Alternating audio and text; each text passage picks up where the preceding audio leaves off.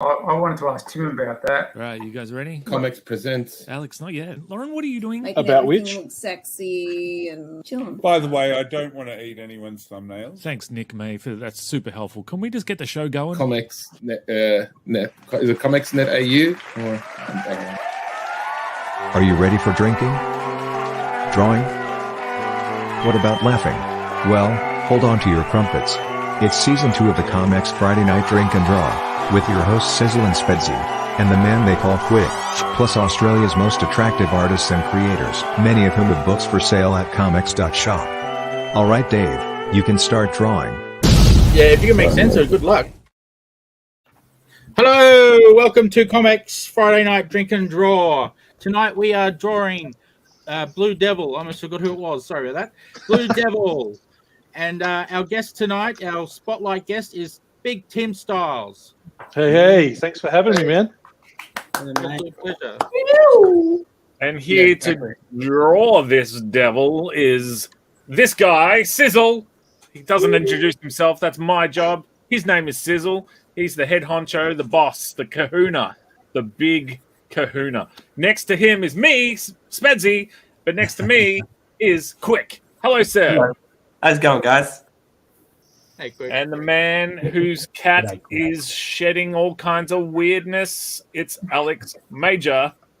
no, my cat's relatively okay. He's not shedding. He just has rashes and stuff, but he's getting better. He's on medication. You said we should save it for the show. I was going to keep it a secret, but then Rob's like, oh, talk about your cat. He's as sweet as sugar and twice as nice. It's Matt Rice. Hello, sir. I'm also on cat medication tonight. Oh, okay. Yeah, I can see some of your fur is coming in nicely. And the man who uses up a toner cartridge when receiving I didn't think these things out. When like a large fax comes out, I was going to say, oh, that's a fair fax. But anyway, I didn't get there. I got lost in the build-up. It's Pete Fairfax, everyone. Welcome, Pete. Good evening. Now, guys, I haven't done with the introductions, but this is a controversial topic that needs addressing. Those who are familiar with wrestling at all, wrestlers have a gimmick. It's the thing that makes them them. And then if someone encroaches on that thing, it's called gimmick infringement. Now, I was watching a show on Tuesday night, a live streaming show called Tuesday Chinwag. There was a sound I heard, a certain sound. The host was knocking back what everyone knows in Australian comics is my drink of choice, the creaming soda. There you go. It's a dumb choice. Lee Chalker, man, welcome. G'day. And then Dave Dye. Who could have a blood feud with Dave Dye? No one. Everyone loves him. The whole country loves him. Dave, welcome. Dave and Lee had an argument just before because he didn't notice his haircut on Tuesday. We were going to try and not bring up that controversy on the show, Alex. You know me. I like a bit of an awkward moment. Have a look at Lee's dome. It is extra shiny tonight. He's been polishing it. Got plenty of sun, mate. So. And then the notorious B.I.G., it's Australia's own Tim Stiles. Welcome, sir. Thank you so much. Thank you so much. It's so good to have you here. The man behind Gorilla My Dreams. We have a lot to talk about with Tim later in the show, even at the start of the show, because what we normally do at the start of each episode is we go around the room and we talk about our first introduction to the character we're drawing that week. So like last week, we had a very successful episode because we were doing Spider-Man. Everybody knows Spider-Man. The world knows Spider-Man. We got so much art. Record-breaking numbers of art came in. So we thought we'd follow it up with everybody's favorite. Wait, hang on. Just let me look it up. Who is it? The Blue Devil. The what? Blue. So, what I thought we would do with our normal go around the room, tell us a little something about what you know of the Blue Devil. Being that I guess the answer for a lot of us is going to be the who, the what. How rude. Tell us about your favorite obscure character. Give us something. What's one of your favorite characters that's lesser known, perhaps? Starting with you, Sis, do you have a character that is perhaps underrated, perhaps doesn't get the love that they deserve? I would probably go with an X-Men character because I'm a bit of an X-Men fan. And it's a bit of a toss-up between two equally hated characters who I actually enjoyed when I read them. Yes. There was Random, the shape-shifting... he made guns out of his hands and he thought he was tough, and it turned out he was just a kid. I think I've called him the right name. And Random's right. Kind of like he's kind of like made of clay or something, and wears a and he shot guns and had a bandana, and he had like he had that typical barbed wire around his arm, trying to be cool because he was just a kid. And I thought that was awesome, but he's really well hated. And so is Maggot, the guy whose mutant power was his stomach was a separate entity. So yeah, those are actually two of my favorite X-Men characters. Of course they are, Tim. Of course they are. Them both. The most random, for lack of a better word, pun intended, but obscure as hell. So I had an X-Men character, which is not as obscure as yours, but obscure, is Armor. Who, I don't know if you know Armor. She might have been after your big read. Yeah, I have seen her, yes. I think Joss Whedon created her, which, you know, his is the name that shan't be spoken anymore, even though I spoke it. But yeah, she's a wicked character who basically builds this kind of like a Green Lantern, but pink armor suit around her. So she would be my sort of favorite obscure character. Quick, what do you got, mate? Well, I was struggling to think of characters, but I think that a character that when I see him or read him, I think, why isn't this character really much more popular? And it's Speedball from X-Men, who's basically a human pinball who can bounce around when he's hit or throw himself at the enemy. And he's kind of got a cool look. I think it's Speedball. I'm sure it is. Wait, Speedball as in New Warriors? Yeah, he's from New Warriors. Let me maybe come back to me, guys. And, I mean, but quick. So, do you know of a character called Penance? No.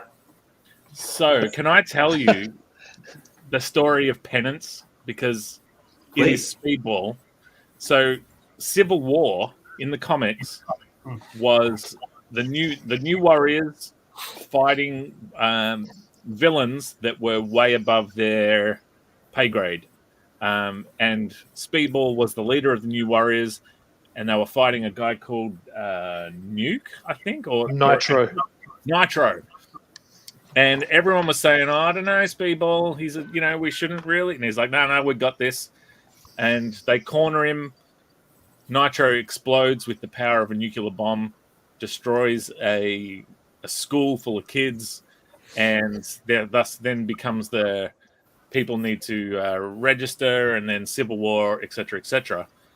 But the story of Speedball continues in Thunderbolts and the Dark Avengers, where he is so guilt-ridden by what he caused that he goes by the name Penance, and he wears a suit that is made of armor, and it has needles on the inside of it.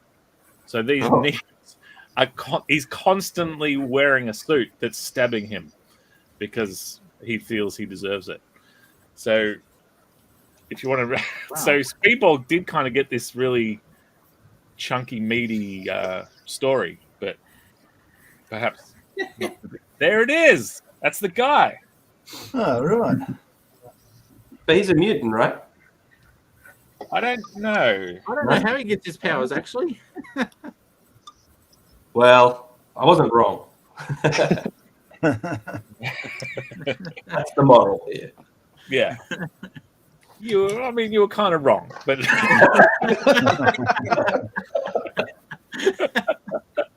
Let's move on. Let's ask someone else a question. Alex, what do you got in the way of obscure or underrated characters?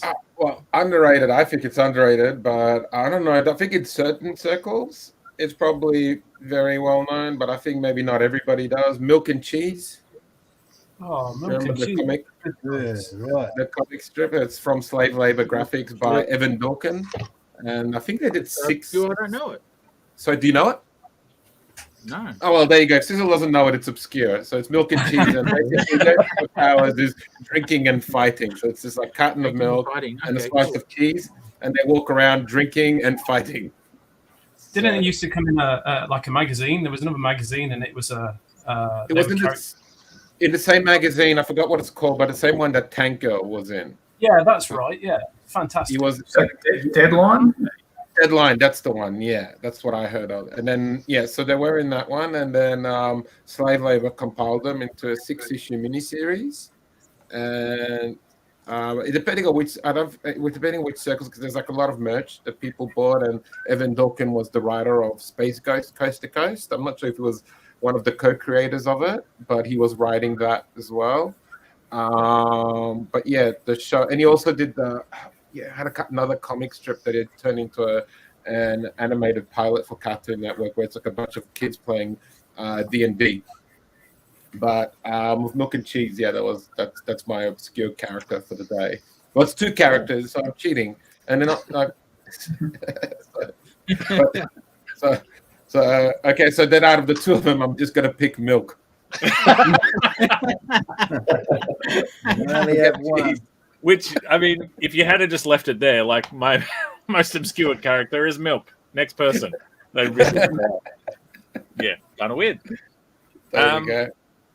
Yeah. What about you, Matt? First time on the show. It's awesome to have you here. Thank you for joining us. Thank you for having me. We'll get a little bit of a who are you and who is your daddy and what does he do later on in the show. But right now, do you have an obscure favorite, or do you have a Blue Devil anecdote? The first time you found a Blue Devil comic? Well, I can't say I've ever heard of Blue Devil, unfortunately. So I'm pretty spaced out by. I'm currently looking at an action figure for some reference that they did of them. But Nice. as far as obscure, I'll go for an obscure superhero. And being a pommy, or at least half pommy, I'm going to say Banana Man. Banana Man was a cartoon character. Yeah, I'm Yeah, it was a cartoon. Yeah, same guys that did the Danger Mouse, right? Was it the same guys? yeah, Cosgrove maybe. Yeah, and it used to have. Was it Bill Oddie? I think used to do some of the Yeah, voices. the 3 goodies who did all the voices for them. Oh, really? Yeah. Didn't know that. Yeah, and it's definitely due a reboot. I always had visions that maybe someone like Simon Pegg would be a good sort of Banana Man. Oh, that'd be brilliant.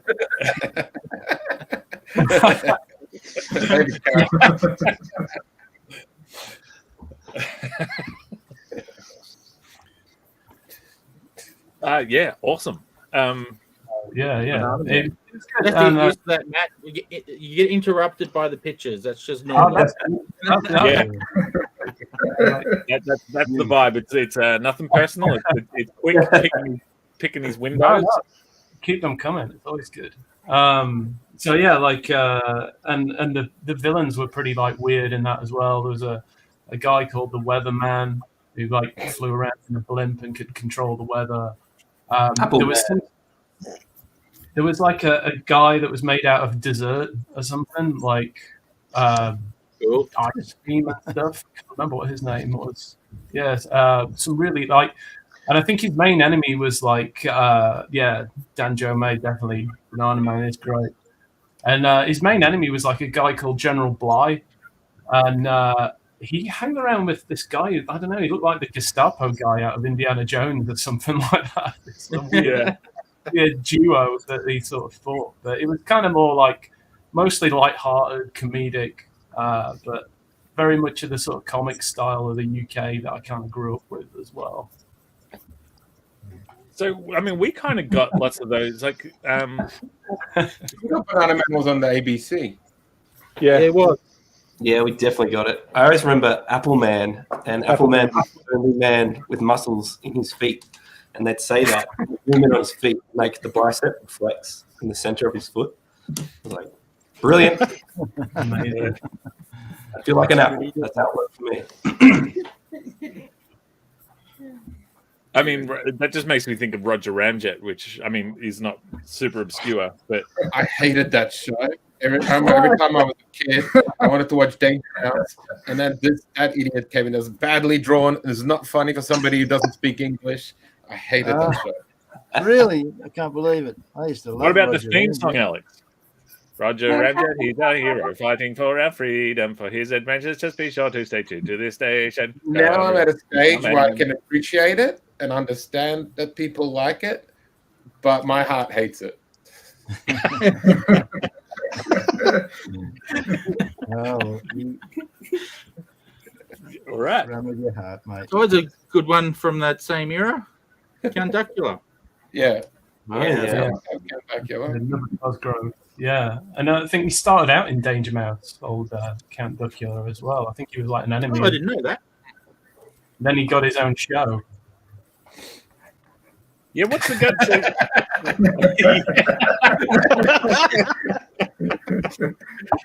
I mean, that's kind of exactly what it looked like. Did you need reference for that? I did bring up a reference. Yeah. Anything that's going out, like it. Yeah, Count Dracula. So that's not Looney Tunes related at all, right? But he did look like Daffy Duck. He had the Daffy beak for sure. Yeah. What do you got, Mr. Fairfax? Well, regarding the Blue Devil, I believe this is also the first time I've heard of him. I may have crossed paths with him once or twice decades ago when I was reading superhero comics, but yeah, I don't recall his name. And I can't think of obscure or unknown character that I'm particularly fond of. So I think I might help Alex out, and I'll say cheese. Oh, there you go. What would be one of your favorite characters that perhaps is the least popular of your favorites? So if your favorite's Batman, then you know, favorite that's like lesser well known have to be that toilet guy. Oh, hello. Yeah, he's pretty cool. I like him. That'll get you invited back. I don't know that many people would know him. Basically, he just said that your character is unknown and unsuccessful. So you sure? I didn't think of it from that Time, angle. Alex. It takes time. Sorry, sorry. I'm normally a glass half full guy, but I'm trying out the half empty thing. It's like yeah.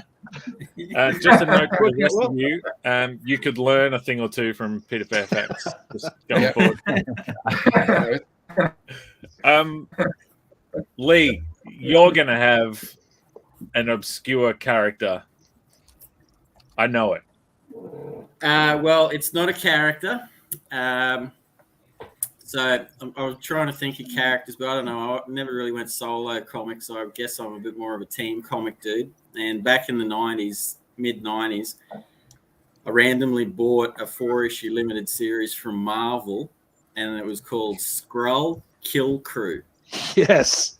And those guys in that were awesome. I remember reading that randomly. It was done by a couple of English dudes. So there you go, Matt. I think Steve possibly could. Steve Yao was the artist, and I can't remember who the writer is. I think it might have been Peter Milligan. And it was about this group of dudes who hunted down Skrulls who had infiltrated society and stuff like that. And it was a damn good read. So I don't know if they've ever made a comeback or anything. That's the only limited series I've ever read, but that's always stuck in my mind as a very obscure, cool comic book. So that's who I'd have a punt at. Yeah, It was actually. Sorry, go. I was going to say that was written by Grant Morrison, wasn't it? Oh, mate, I don't know. I know it was one of the English ones. I tell you what, let's Google that. Because I want to know now. We've all got the internet in our pockets, and we're guessing. Yeah. I should point out it was Scottish as well. I believe that's a bit of a not a dollar bin, like in a derogatory term, but like a comic shops had a lot of that lying around. I don't think it wasn't until later that people started talking about it, because I have a set of those as well that I got like $10 for all 4 issues or something. Grant Morrison, Mark Miller, and Steve Yao created it. Oh, okay. And it was apparently the writers on Volume 1 were both Grant Morrison and Mark Miller. Nice. So there you go. Holy moly. Well, maybe I talked completely out of turn. Maybe just this shop I worked at had a bunch of copies for some reason. Wow. Man, Maybe it was you were a good. bad It salesman. was good if you can find it. Like, check it out because it's a good yarn. Do you remember how the Skrull Kill Crew got their powers? Not really, man. Because they had kind of Skrullish powers. Remember, they did. I don't know. I can't remember the 100% backstory. I just remember this dude. He had long hair, sunglasses, leather jacket. Was sort of the leader of this motley crew, and I think 4 or 5 of them. And they did have strange powers. Like they used to get into some weird shenanigans to get these Skrulls. I remember it being quite violent at the time because I was used to Wolverine level violence, if you know what I mean, and Daredevil. And suddenly it's like this comic comes out. And it was Marvel, and I was like, like all 16, 17 or something. So, yeah, it was cool. So what happened for these kids to get their powers, right, was that a Skrull came to Earth, and he changed into a cow to, hide. But then he was taken to the abattoirs and was grounded into hamburger meat. And so these kids ate the hamburgers that were made out of this Skrull, and that's how they got their shape-shifting powers. See, I told you it was good, Tim. It's definitely good stuff. There you go. So when did you say, Tim? When I think between you both, you just said, did it come out? How long ago, roughly? 1995. 90s. Yeah. So maybe when Secret Invasion happened, there was another Kill Skrull Crew thing. That must be what I'm thinking about, because mine wasn't 90s. Well, it does say here that it was a Volume 2. Right. So, for all you people at home, we're getting a lesson in Skrull Kill Crew and Lee's uselessness on the internet and finding shit. Oh, hang on. Sorry. I apologize for the S word. I have been told by somebody out there in the world I need to ease back on that, and I'm going to try very hard this week. Was it Rob? No. Thumbs up to him, though. He knows who he is with a good laugh.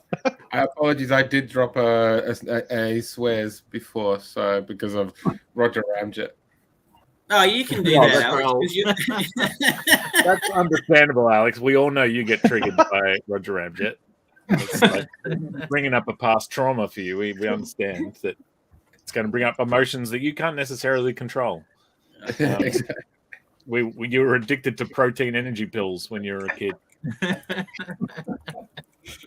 So, hang on. To end it, Volume 2 came out in 2009. All right, There I you think go, that's Volume the one 2. I've got. Yeah, and that does it say that's a Secret Invasion tie-in or something? Give us the Rob. synopsis while you're there. Rob. I'm trying to draw here, Rob.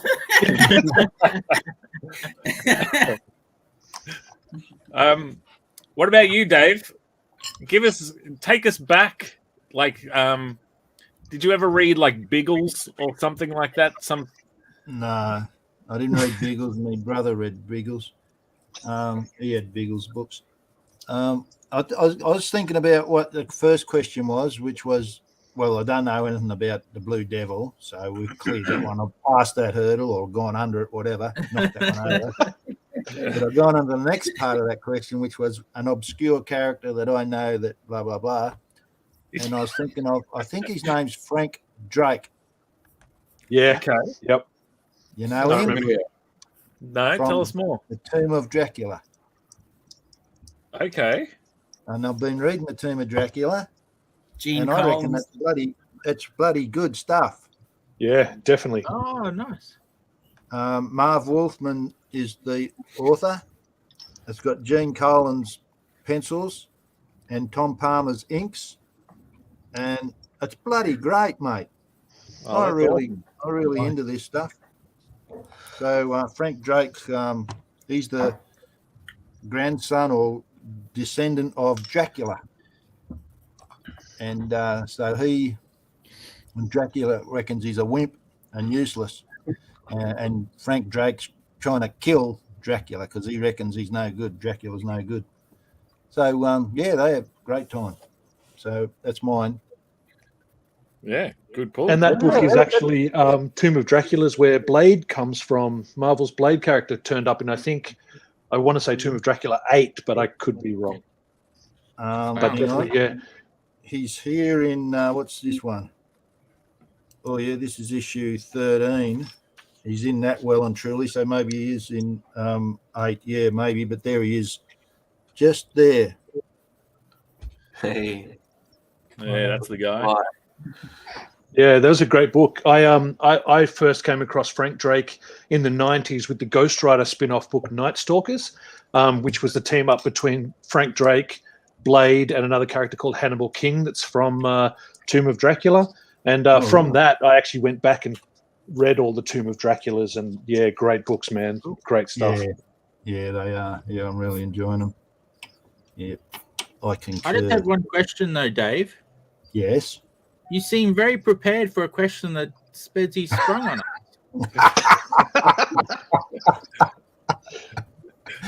we weren't set before the show. What's going on? No. What was the question last week?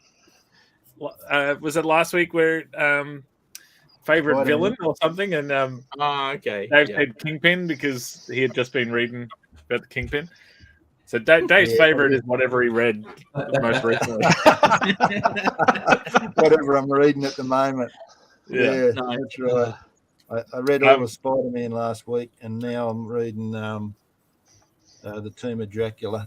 But the thing was, you notice if you watched, I put my board down for about 3 or 4 minutes, and nothing was happening. That's why I ducked away to my bookshelf over there and got this out to read. So it wasn't from the magic portal. No, it wasn't in the portal. It was over on the other table. Yeah.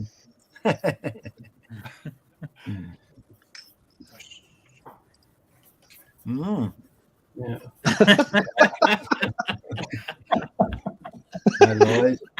just handle the truth carelessly, mate.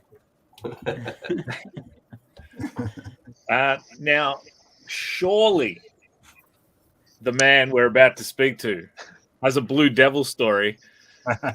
Sir, tell us, what's this guy's deal? Oh, actually, first, do you want to hear Sizzle's version of what this guy's deal is? Oh, and you can correct it, and then I want to hear about why you love him and all that sort of stuff. Sizz, give us what you've learnt about Blue Devil. What I've learned today. Okay, so I forget the dude's name, but he was like a stuntman Devil. or an actor. No, as in the guy who is the Blue Devil. And he had this suit of the Blue Devil, and a demon of some sort was resurrected or something, and he saw the dude in the Blue Devil suit, and he's like, "Oh, a demon! I'm going to suck his powers." And he casts a spell on him, and because he wasn't a demon, instead of sucking the powers out of him, it bonded the suit to this dude, and he became the Blue Devil. And then the story that goes on is him trying to find a way to unbond himself from the suit, and he gets into heroic type situations in the meantime. What sort of situations? Shut up.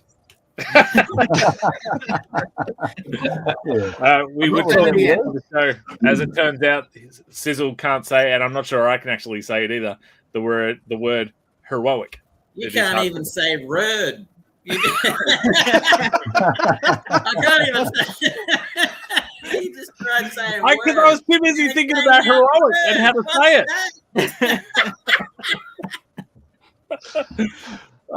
Brains are so weird. Heroic.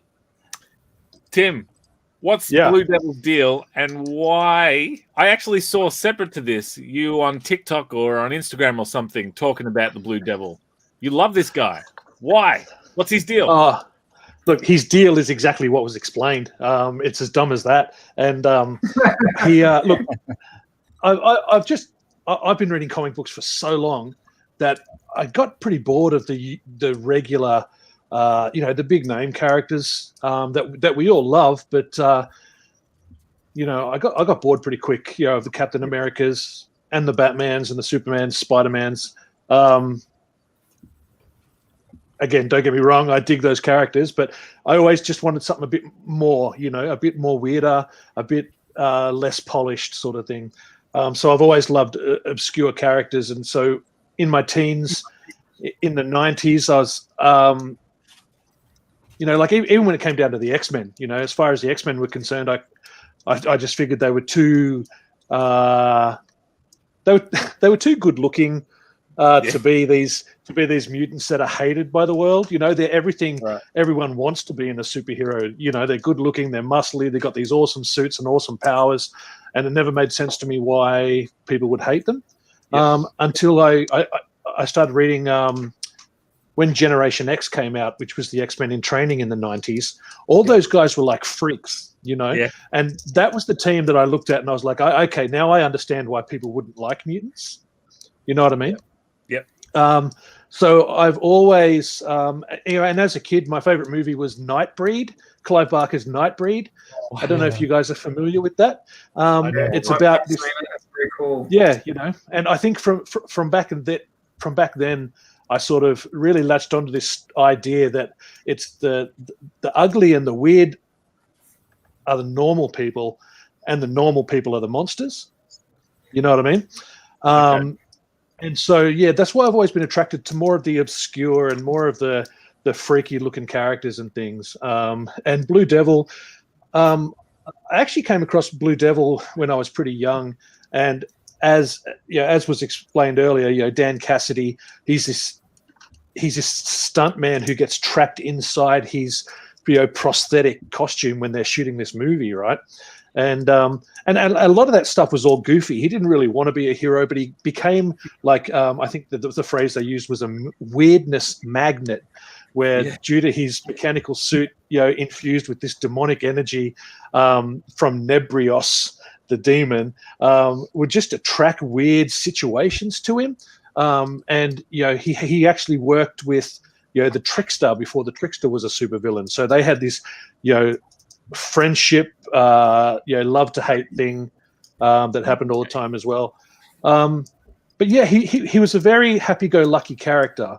All he wanted to be was an actor, but then he had these superpowers all of a sudden, and he's like, all right, I guess I better, I don't know, join the Justice League or something, and started, super heroics.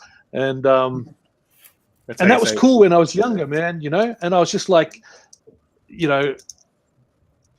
the reluctant hero, he would rather be on a film set. He would rather be, drinking beers than doing this super heroic thing. But hey, kind of like Hellboy these days. Look, it's a paying job. I better do it. And he actually predates Hellboy as well. So if you want to say that Blue Devil's the fake Hellboy, I will dispute that fact. Wow. Hellboy is the fake Blue Devil. But see, that's another reason why I'm so attracted to Hellboy's comics as well. I love Hellboy so much.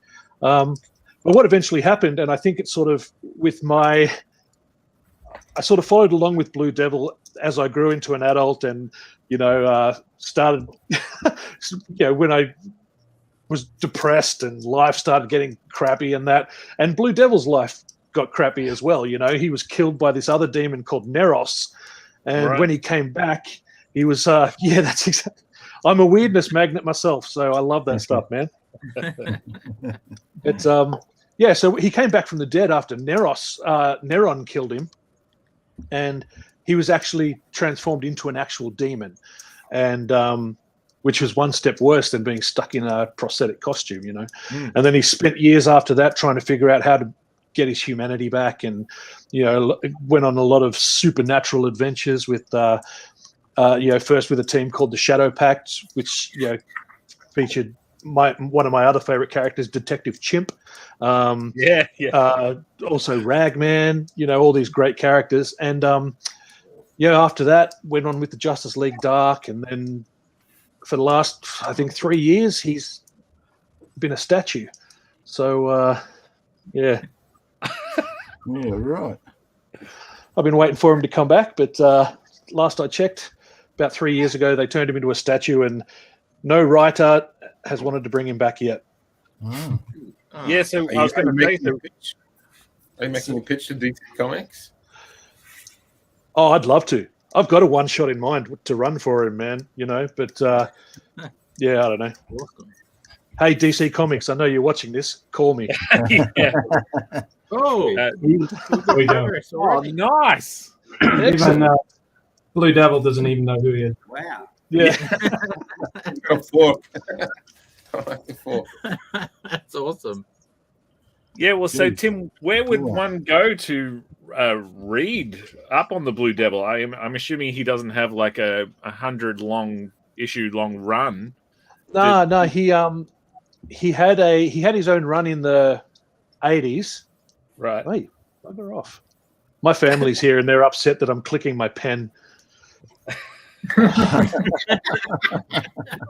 Crazy, man, This is what I got to deal with, people.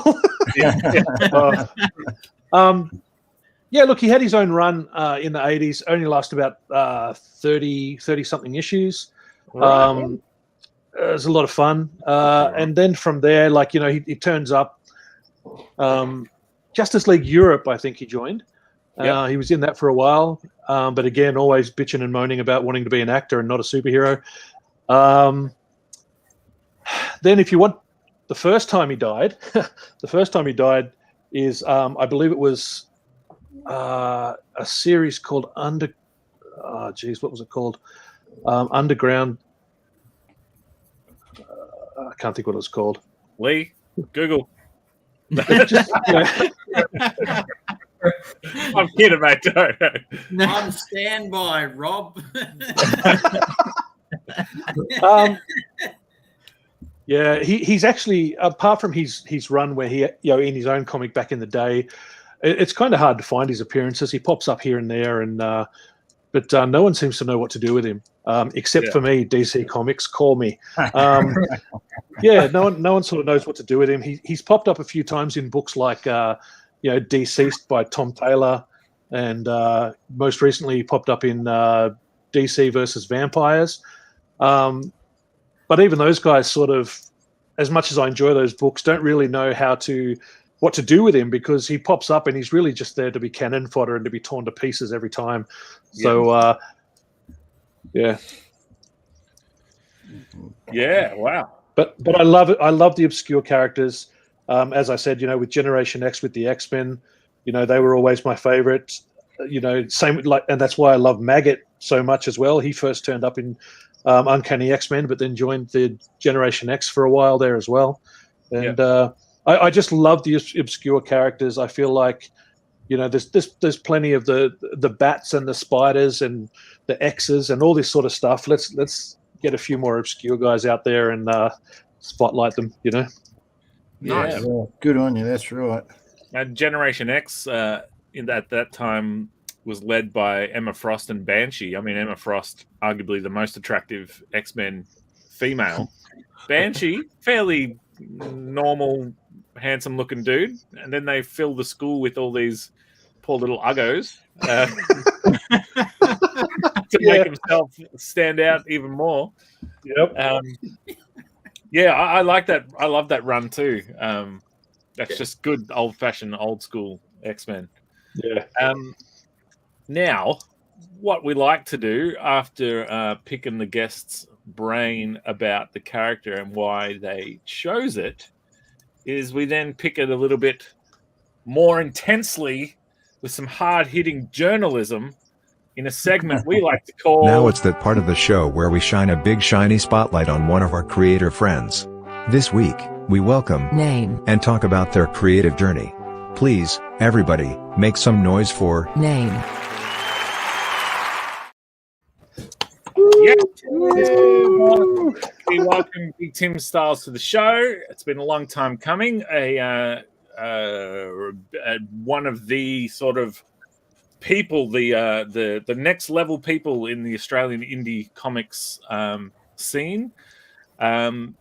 He of Gorilla My Dreams, but we're here to sort of find out a little bit about Tim's journey, creative journey that would be. And then how it led to Gorilla My Dreams and all that sort of stuff. Tim, you're currently frozen in time and space, but I'm hoping your voice and ears are still working. Oh, look, I can hear you. Can you guys hear me? Yes, we can. Fantastic. You're frozen in a beautiful, like you look quite handsome, so don't stress. Oh boy. Yeah. That's my resting face, by the way. That one. Tell us, Tim, where it all starts for you. Why did you do this to yourself, being a creator and all that sort of stuff? Look, and look, this is probably something else that's what's the word that attracts me so much to Blue Devil is that that's a good-looking guy, isn't it? Look at that. Look at that. My background is actually in theater and acting and TV and stuff. And look, I basically learned to write. Yeah, you know how I don't even remember which jackass said it, but someone said you need to practice 10,000 hours before you're good at anything. And so I feel like I spent that time writing unproduced screenplays and short films and feature films and things like that. That's sort of where I learned to write, and I spent years and years and years and years doing that. And it's actually funny that it took so long for me to make the connection that, hey, you can, you love comic books your whole life, you can actually make comic books, but that revelation came after repeatedly trying to get film projects off the ground and it not coming together. Even like small independent short films where you need 24 people to come together, but that's so many conflicting schedules and it's very hard to get off the ground. And I think one day I was just like, I had this story I wanted to tell called Cthulhu Williams, and I tried writing it as a screenplay, as a TV series, as all this sort of stuff, and it just didn't work. And at the time, I was also trying to get a short film project off the ground, and it fell to pieces. And I was just like, it's got to be easier to write a script and just hire one dude to draw it, And so that's basically where it came from. I didn't know any artists at the time, and I actually went to Kickstarter, and I backed this Kickstarter called Escape from Jesus Island. Actually, I'm still wearing the T-shirt. Am I moving or am I still frozen? No, you're moving. Because this is the T-shirt I got, Escape from Jesus Island. Wow, right. And they had this high-level tier I think it was $1,500, maybe $2,000, where they would draw your comic for you. And so I had this. I saw that, and then I was like, "Oh, brilliant! I can write Cthulhu Williams as a comic." And I did that, and I backed the Kickstarter, and that was the first comic I self-produced. I got a couple other backup stories from some other artists and stuff, but that's where I would find my artists at the time, was backing a Kickstarter that has a very expensive pledge level to get some art done up, Yeah. And was that Gorilla and My Dream straight out the gate, or was that something else? That was Cthulhu Williams, the very first comic I Oh, sorry. self-published. Yeah, you did say that. Yeah. And look, from there, I started, just trying to write and come up with some other ideas. The idea was that Cthulhu Williams was going to be my guy. He was going to be my series sort of thing, but that never happened. And then what happened was Darren Close. Tim, sorry, mate, I just want to butt in, but why didn't that succeed for you? Did the character not what you thought would develop? Or? Look, at the time, I really think that comic book, the art carried it, and there wasn't much substance to the story at the time. Right, yeah. And people loved the art, but didn't necessarily care about the characters, Right, yeah, okay. Well, that's your first one, right? Yeah. And then Darren Close of Killaroo fame, years and years ago, he put out this notice that he wanted people to write short stories for gang wars. Yep. And so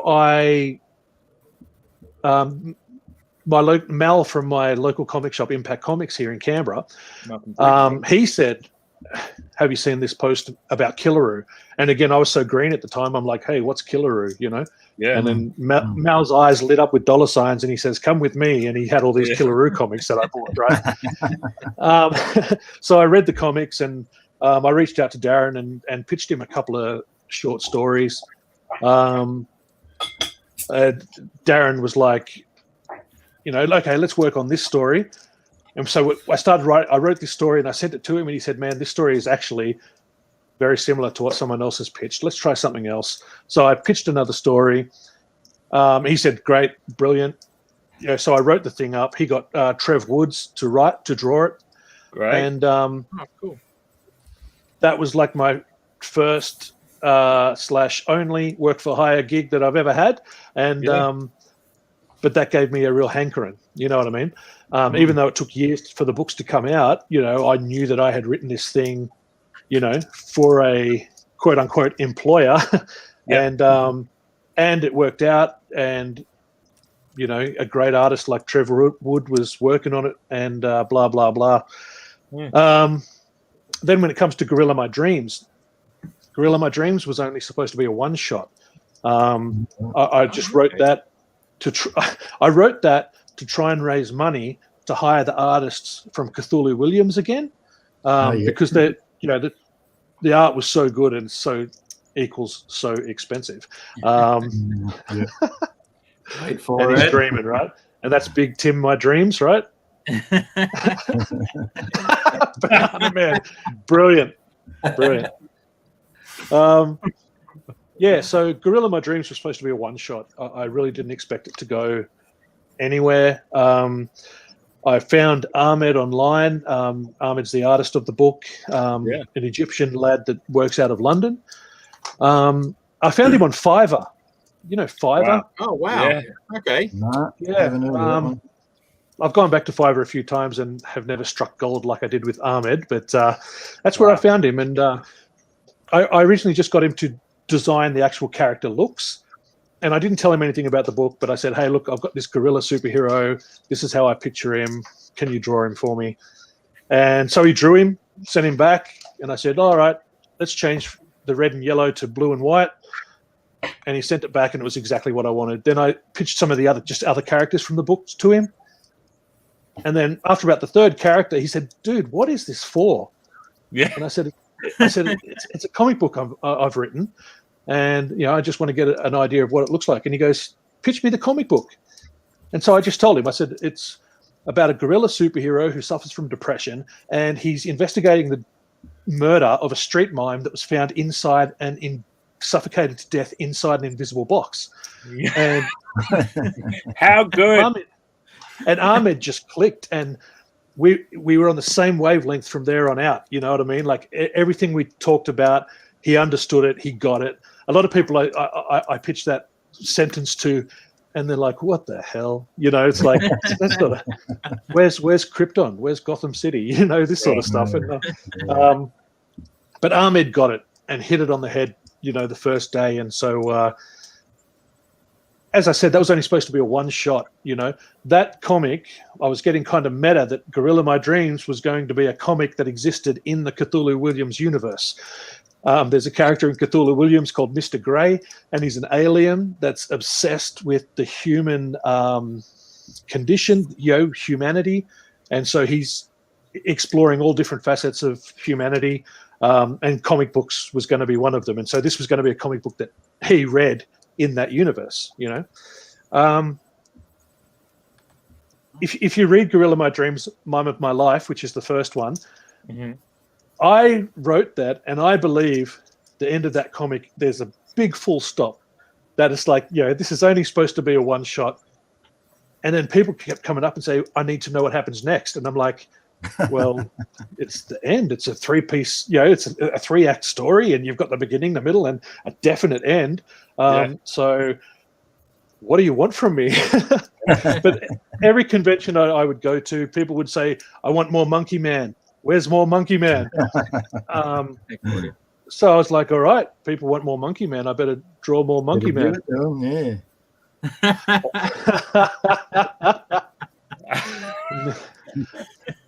Now, you guys probably don't realize, but Blue Devil has actually made his small screen debut on television.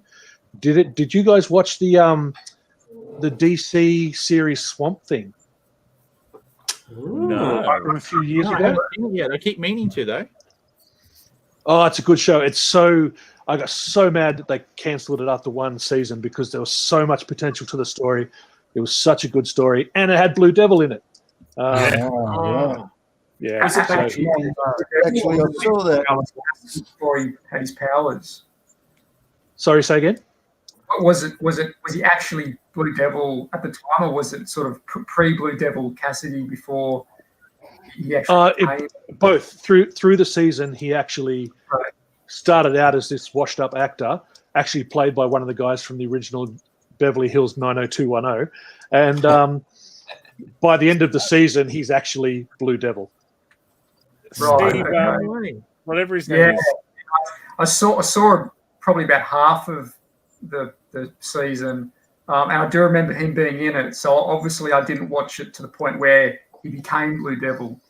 Yeah, a very different origin story to the comics, but I'm kind of the train of thought, like with the Ghost Rider movies. Again, I'm a big Ghost Rider fan, and I feel like it's better to have crappy Ghost Rider movies than no Ghost Rider movies.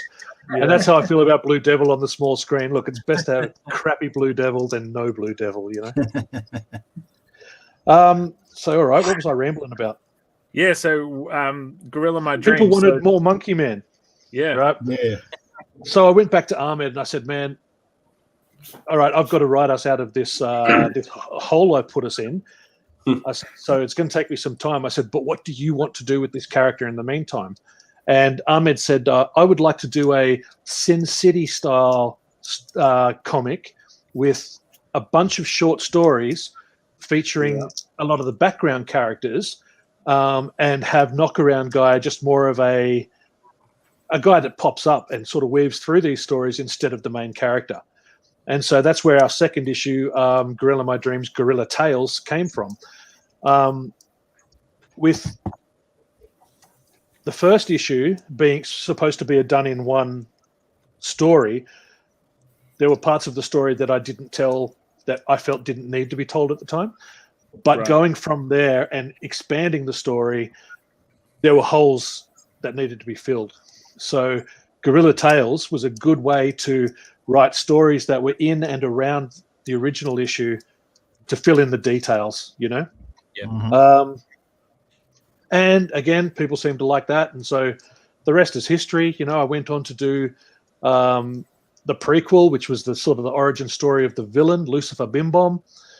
And then came The Sheep from the Ghost, which was the 4th issue. The 5th issue, I was hoping would be printed by now because we've got Oz Comic Con Canberra tomorrow.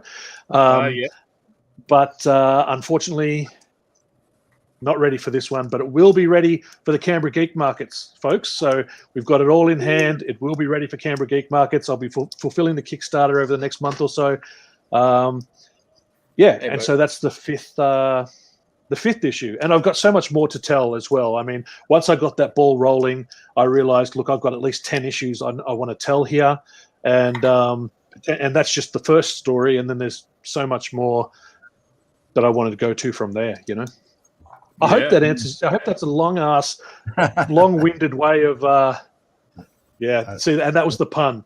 All of my books so far, the titles just have been a ridiculous pun. You know, Mime of My Life, Gorilla Tails, spelt as in tails. And gorillas ain't got no tails, folks. You know, The Sheep from the Ghost. Yeah. Say again. No, nothing. I said something inappropriate. People who watched it, you can scrub it backwards. And if you watch it a couple of times trying to find the inappropriate thing, it helps the algorithm. Oh, right. Okay. Always with the algorithm. Yes. So that number 5, is that the team up number 1, or is that? That is correct. Yes. And who is Knockaround Guy teaming up with in well, you know, people say that the Avengers movie was the biggest collaboration of combined universe. So, you know, I thought I'd one-up them and I'd bring Cthulhu Williams, my original character, in to team up with Knockaround Guy. So I've set up this series, Gorilla My Dreams Team Up. It's really just, while I'm focusing on this one ongoing story with these one-shots, I wanted to have a bit of fun on the side and explore other genres and, just mess around and have some fun. So I set up Team Up because just for that reason, you know, I've had people come and say, "Oh, look, you know, let's do a crossover comic," or, you know, "What do you think about this?" And so I thought, look, this is a perfect engine to do that sort of thing.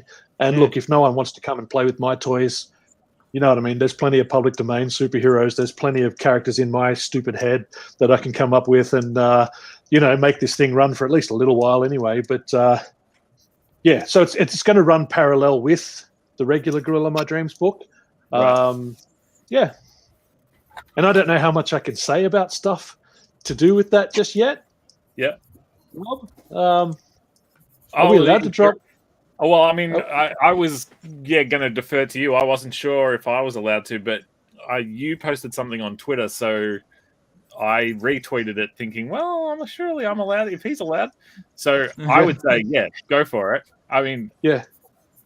Okay, so what we're doing is Rob has actually been doing has written up some issues that's going to feature in Gorilla My Dreams Team Up. Featuring a crossover between Gorilla My Dreams and the Torn comic book, and the superheroes there and villains. So we've got a 3-issue story there that we're working on that hopefully sees fruition soon. You know, do you want to drop some more about that, Rob? Or?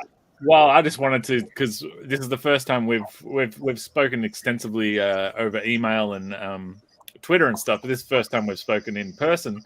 Now, people who watch this show, and particularly the people in this room, know that I have a habit of just like not writing things down. I'll remember it.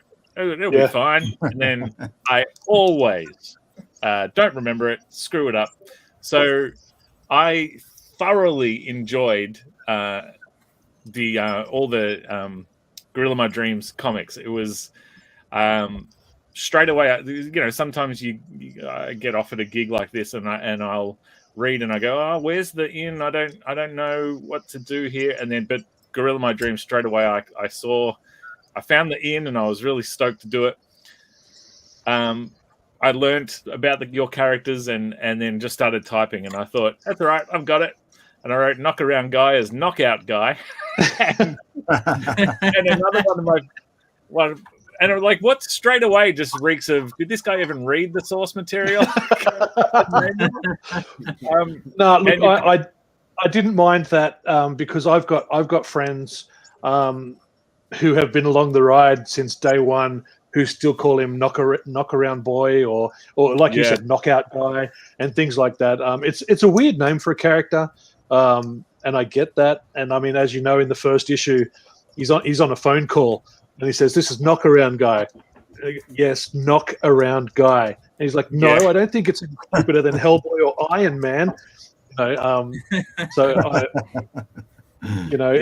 sort of a play at that sort of thing as well. You know, I bring my own subtle sense of humor to the whole thing, and so it's not necessarily an easy name to it's not Batman. You're not going to hear it once and never forget it, sort of thing. So I wasn't offended by that at all.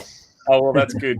Well, because it actually allowed Knockaround Guy having a an oddish sort of name opened something up for me that I'd been meaning to. I've written lots of issues of Torn, and early on I asked Gary what Torn's real name was, and he was like, "Oh, it's Daryl Torn," and I was like, "Daryl?"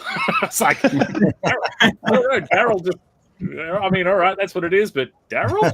All right.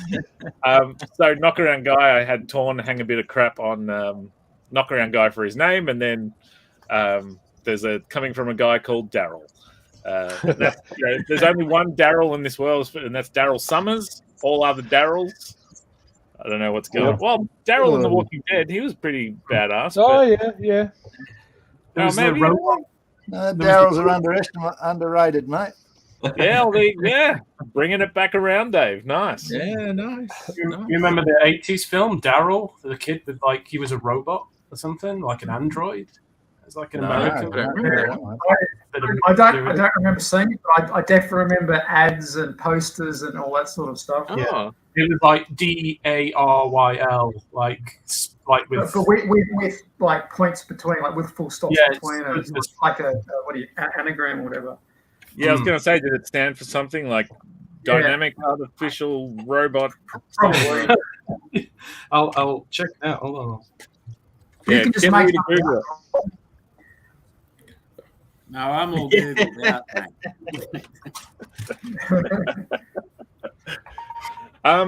Yeah, well, that's awesome, Tim. Thank you so much for sharing. And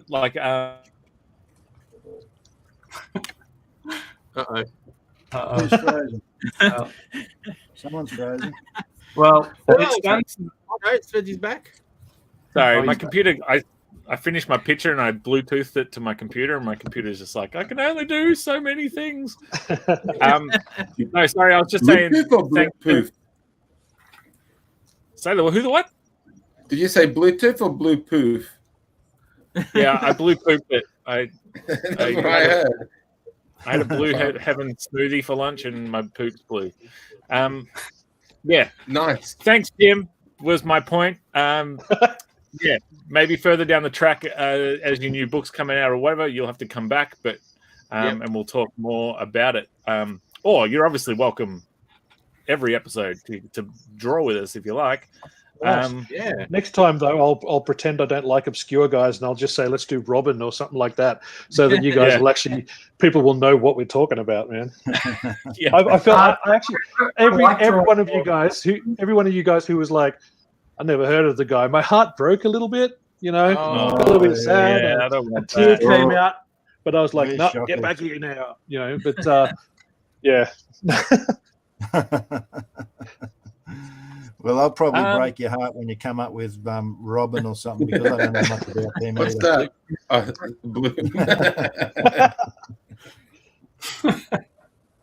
Well, Sis, what do you reckon? Should we take a look at some art that's come in? But before we do that, I just want to show this interesting picture that was emailed to us. We've got John Brown is showing how much of a fan he is of the show. All right. Hey.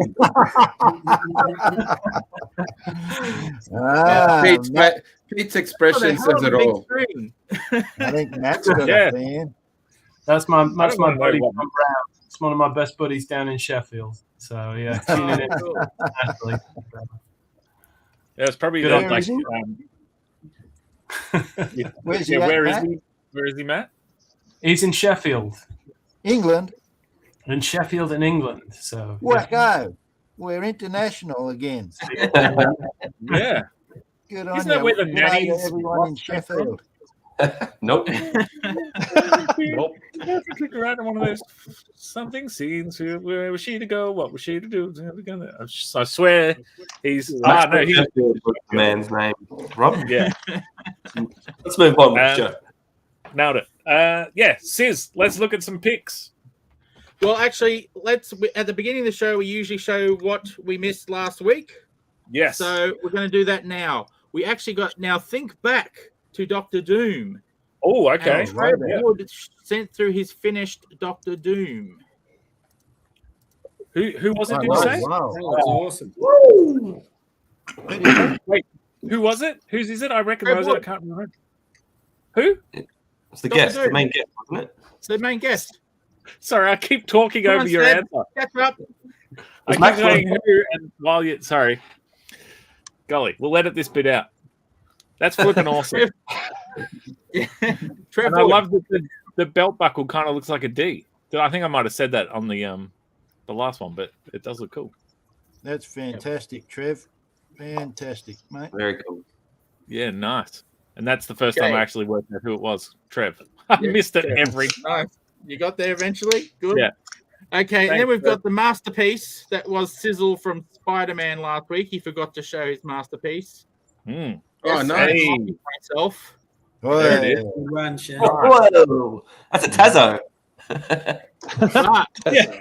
Oh, look at just to show that I can draw Spider-Man in an hour, in therapy class, instead of doing therapy, I drew Spider-Man. This is my Spider-Man nice. in That therapy was good. class. Yeah, Ah, that's Hey. that's a good one, mate. That's very good. That's good therapy. nice. Yeah. Yeah. And Scott Wilson sent in a picture after the show. All right, good. Oh, yes. Show it to me. Ah, yeah. Not quite the Devil's Toilet, but we're getting close. Yeah. Could be a blue poo, I reckon. Yeah. Good one, Scotty. That's awesome. That's really Okay, cool. so we've caught up. We've caught up. So now we can start on the Blue Devils for tonight. So the first one that came in was from Sean Craig. Oh, Oh, okay. look at that. Nice. That's the new 52 version where they sort of redesigned his look. But that's very cool, man. That's very cool. That's very cool. Yeah. Yeah. Look, Yeah. feet, Sure is. the goat feet to go on. Yeah, Fan that's of the wicked. show. Another fan of the Nice, show Sean. sent this one in. Marty Wells. Hey, nice. Marty. Nice one. Oh, nice one, mate. Thank you, Marty. Well done, mate. Fantastic. Marty Drawswells. Get it? Hey, what's your spray painted that or something? What's he done with that? How's he done that? Not Sorcery. sure. He's watching. Hopefully he'll tell. I think it's a couple of brushes in Procreate. They're I pretty think good. he accidentally got bonded with a blue devil suit, and Oh, okay. Got a nice one. it sort of took the It's power of cheating, his. but I got a nice one. Hey, Kerry's that a makes good up for all the judge. horrible things she said before the show about it.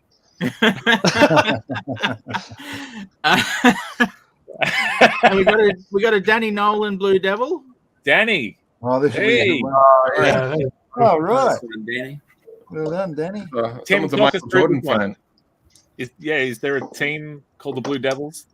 No, but he's wearing the number 23, just like MJ. Michael Jackson, yeah.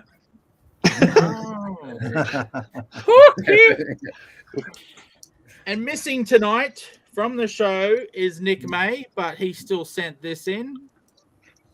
Yeah. Hey, great. nice. Hell Nice, yeah. big feet. Go on, Alex, have a shot. So, no, I said they're big feet, and his Yeah. hands are big. So I don't know what's happening in the underpants department, but it doesn't match. Now, for those playing at home, you may have noticed that Alex wasn't on the show last week, but Nick May was. Tonight, Alex is back. Nick May's not here. Nick May has taken it personally. All these shots that Alex keeps taking at his drawings, having Converse. What are they called? The Converse Gym boots. All Stars. Yeah. All I didn't start this controversy. Somebody else did, and I just piled on because Because that's what you do. This day and age, you need to pick a team. You can't just be in the middle. You can't be polite. You have to be either pro big feet or anti big feet. And I like Nick, but there's some, That's the problem. You can take insults from people you don't like. You then, when a loved one, someone you hold dear, takes a shot, then suddenly it's like, whoa. And so I think we just. Hey, you know what, Rob? I think that Nick May's artwork deserves a little more love. So if you won't mind, just some Sheffield love, I reckon is what I need.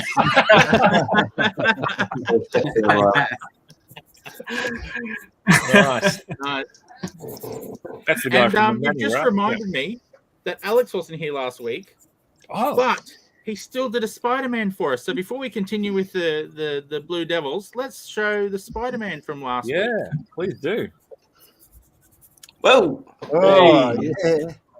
So I don't know if any of you guys remember the Aussie character there, but it's Ginger Megs. There you go. Yes!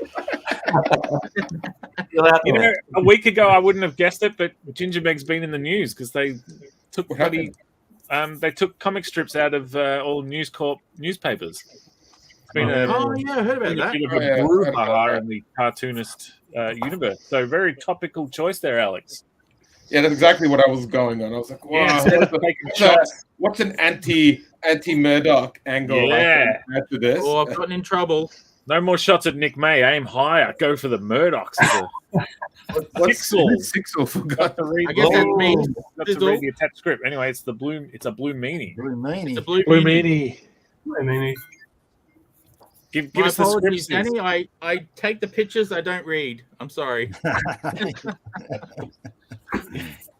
What was the script? Just that there was the blue meanie, or was there? I don't know. Now I've got to go back to Was the there, email. like- Come on, Spedsy. Interior office painting on right hand wall. Blue meanie steps into frame. Where were we? What's next? Oh, you're ready. What's the next artwork, Okay. guys? I'll go back. Where were we? Okay, back to Blue Devil. We were up to Michelle's. Good week for art Oh, again. wow. Oh, Michelle, nice. smashed Yeah, it. very nice. Smashed Good it. stuff. That's not on a coaster. What's going on? Yeah. Run out of coasters, Michelle. You better go back to the pub. This could be a plate mat, Dave. You don't know. Oh, It could right. be making a whole set, Yeah. like a table And that was set. quickly followed up by Dan May. Those two are in cahoots. Ah, Oh, nice. Yeah. Oh, look at the bonus there. Oh, yeah. Did- Oh, girl, Little gorilla. knockabout, bloody fella. Nice. Knock Knockabout, around, dude. Dave. We've been Knockout through boy. this. Sorry, Tim. No, you're right. You're right. That's awesome, Dan. Thanks so much. Just to Dan's answer your been killing question, ran out of coasters. Ran out of coasters. Nice. Ah, right. Well, that's what you get when you've been coasting through life, Michelle. Something. Hey, Go. yo. Yeah. Okay, let's go to the drawing, shall we? Betty's a Dave coaster. 77. Oh, Nice. Nice. Oh, okay. Good on you, Good Dave. Good work, Davo. Who the hell are you? Get a little hell joke in there. Yeah. Nice. I'm just going to quickly check Thanks, we haven't got Tony. anything new in while I haven't been watching. Okay, and then we have Neil Blandon. That's how you pronounce Neil? it. Ah, good. Neil Blandon. Oh. Fantastic. Oh, yeah. Good on you, Very Neil. fine, Neil. Great work, Neil. That's great. That's Neil's style. Yep, Great cartoonist. looking awesome. I get to meet Neil on Sunday. Can't wait. Oh, nice. Such a nice drawing. It's like it's very simple form. It's awesome. Oh, Tony Oh, Menzies. wow. Tony Menzies. Nice. Good stuff. Ah, Nice. good on you, Tony. You know what, Tim? I take it all back because Spider-Man brought people out of the woodwork to draw him, but they've stuck around and drew your weird no-name guy. No name guy. It's not no name guy. It's knock around guy. Come on. No. The Blue Devil guy. As if I would I disrespect your character choices that you like, not your characters that you created. You only disrespect my characters in writing. Right, yeah. Well, actually, Rob's been singing, so sometimes he just disrespects them in a song. Yeah. I tried. Yeah. Okay, Anyway. and That's awesome, this Tony. one just Thanks so came much. in. Oh, sorry. No, I was just This thanking one just Tony. came- That's great. This one just came in from Robbie Donaldson. Oh, Robbie. Oh, good one, Oh, Robbie. All good. That's Very cool. renowned. Well, Look out, I want to give him a hug. Yeah, he's having a hard. Look at that, dude. That's awesome, Robbie. yeah, Look at his boots. Love it. beautiful. Wow, that's wicked. Are you ready for the next one, Svedsy? Yeah. I assume it's mine. Okay. Yeah, This by the one's way, by he's talking. Svedsy. Hey. Oh, look, it's on a Good on a bloody coaster. Yeah. There's where your coaster went, Michelle. Bloody Yeah, I stole Michelle's Now we gimmick. know. Here I was talking about gimmick infringement at the start of the show. That's called there was no way I was going to get a full body done, so put it in a circle. Nice. Nice. Nice one, mate. Very good. So, this is the part where we pick on people.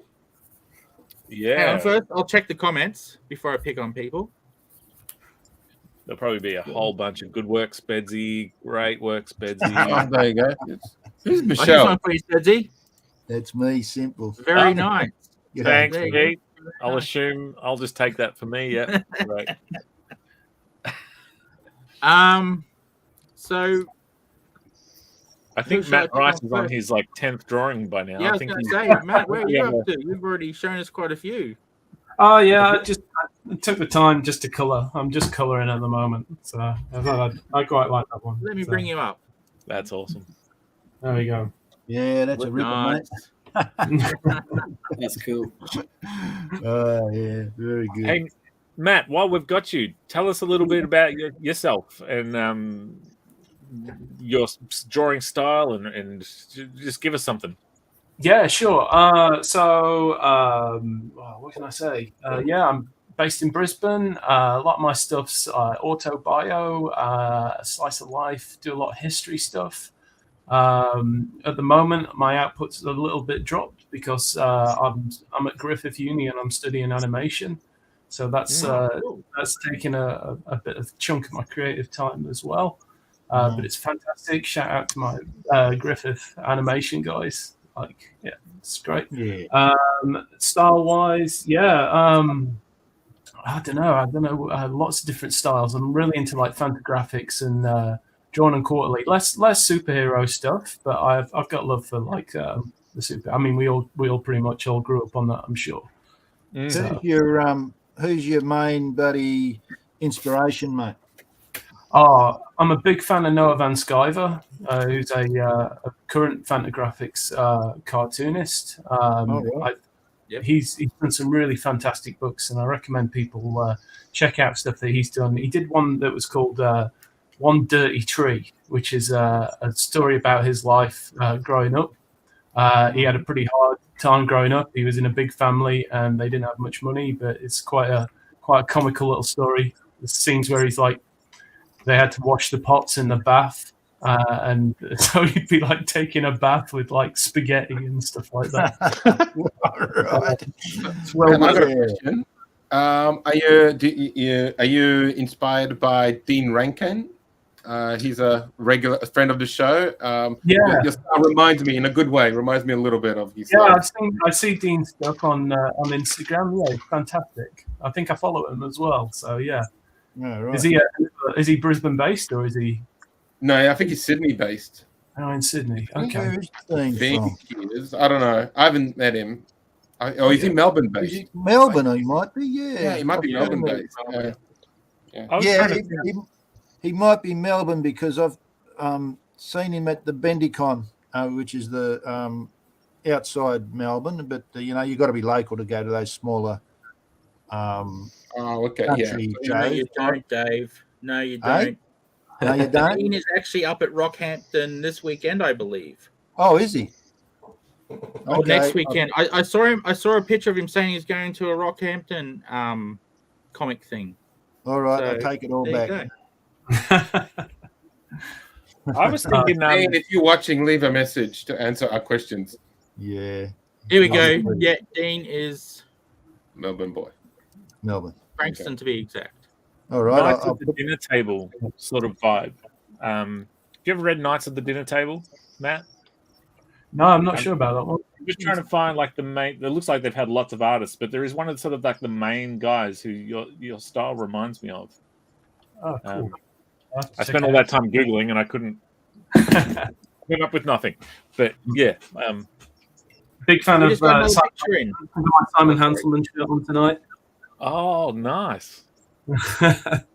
So yeah, big fan of Simon Hanselman. That guy makes me howl. He's just like, he did one recently with Josh Panger, who's another great cartoonist, and yeah, it's one of those comics where you read it and you feel terrible for laughing, but you can't stop laughing. It's like Cyanide and Happiness. That's also a comic.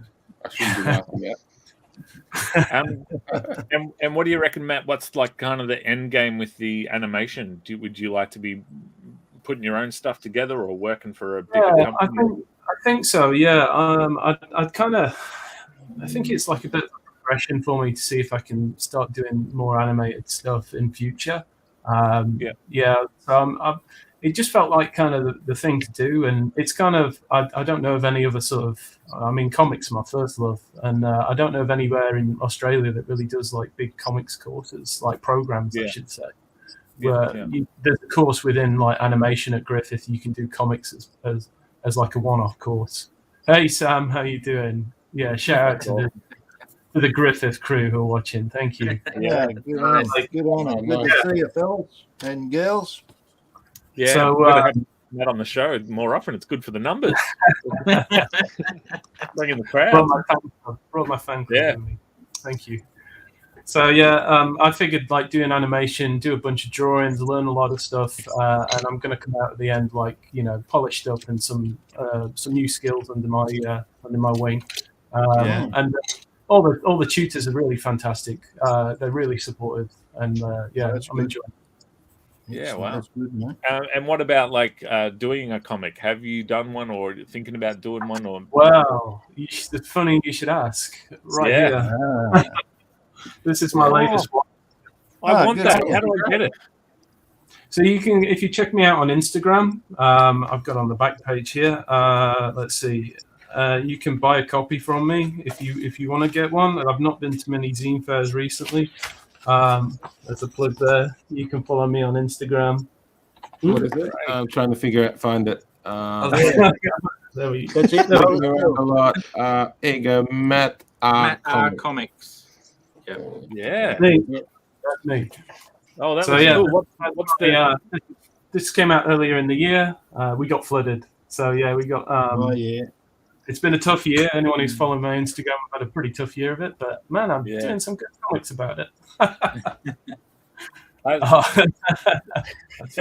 you go. You got to follow that. Yeah, John Brown sneaking in. Big love to my Gang Beasts fans as well. So you said your latest one. So are there other ones? Yeah, there's another one called Graft, which was Dave's looking fantastic. That one, yeah, I love it. Graft is like my first one that came out a couple of years ago, and that was like an autobio thing about working shitty jobs in the sort of 1998 through to 2000, and some of the stories of the stuff I used to get up to. I used to work in warehousing. I worked in a call center, and like just some of the stories. Yeah, fun times. What was the call center for? I used to work for AC Nielsen. I used to collect box office figures, and I was working with a bunch of out of work actors. Okay. That sounds interesting. Ours was like, it was for a hardware store, so we used to just get all the shops ringing up. But there used to be really interesting things. Sometimes you'd get someone ringing up at night and they think you're getting a taxi. One of the guys I'd worked with, he'd be like, "Oh yeah, no, that's booked for you, no problem. Like, make sure you're outside early for when we come to pick you up." These poor people would like, they turn up and they'd be like, "Where's my taxi?" And they'd be like, "What are you on about? This isn't like the taxi lights." So it's full of little bits of stories about those sorts of jobs. So that's available. I've got a few of those left on my. You getting a full body skin graft or something? Where does the name come from? No, graft is. I don't know if that's an Aussie word. Graft in the UK means like work. It's like hard work. Ah, right. Graft. Oh, okay. We call it graft here. We call it graft, mate. Graft. That's it. The same word. Yeah, that's what I thought. Yeah, no, mate. Here in Australia, we call it the exact same word. I still get confused. Like sometimes, Aussie words that don't make, I get a bit confused about. I remember when I first turned up and they said, "Have you got flybys?" I was like, "What is that, a disease or something?" I haven't got flybys. Speaking of Dave, how about we check in with Mr. Dave Dye? Yeah, I've finished, mate. Oh, looks like you're putting some finishing touches on. Tell us now, Dave. It looks like you went for a later version of the Blue Devil. Yeah, so I found that my reference was a toy on eBay. Yeah. Oh, okay. And I've used different paper today, and it's very nice to actually ink with a nib on this. It just glides across. And the brush was pretty good, but it's very smooth. Yeah. And cool. As you can see, that's why the paint hasn't really taken very well to it. It's sort of cooling and it's a bit blotchy looking. I don't know if you can see. So the end result is not as good as I would have hoped. But anyway, that's what you do when you're experimenting, doing different stuff. Looks bloody awesome to me. Yeah, it's nice, man. It's nice. That's indeed, Dave. Dave, did you use your little figurine for this one, or is this one off the dome? No, I just used that reference on the eBay image. Yeah. Awesome. But I changed a little bit. I think his hands are a little bit different, but anyway, it's basically the same thing. Yeah. That's awesome. Thanks, Dave. And as we were saying on the show last week, if you happen to see a piece of Dave's work that you particularly like, you can always reach out to Sizzle, and we can organise you maybe purchasing a one-of-a-kind Dave Dye original, if you would like. Now, speaking of creating one-of-a-kind originals, Mr. Chalker, what about a progress report, sir? 1 second, dude. We've given you 1 second. We'll put up. Here we go. Talk us through this quick. Do you want some music? Yeah, bring it on. I'm just some splotchy details to match Dave's artwork here. Like an Aussie Bob Ross. So I'm just trying to replicate one of my comic heroes, Dave. Now, what about the paper you're using? Does the pen glide on this paper, or? No, well, it's not. So questions redundant, mate. That's looking real good, mate. So if you want to reach out, you can buy this one. I'm limited copies. Copies on this one. JPEG coming together. Yeah, Yeah, nice one. Yeah, man. Yeah.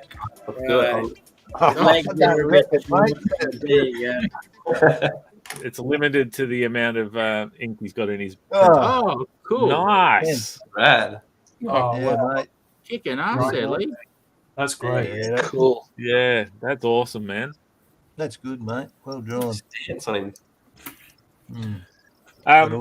Just to put you on the spot, Lee, I don't know if if you wanted to do the same thing if someone was to see your artwork on the show and maybe wanted to take it off your hands for a couple of buckaroos.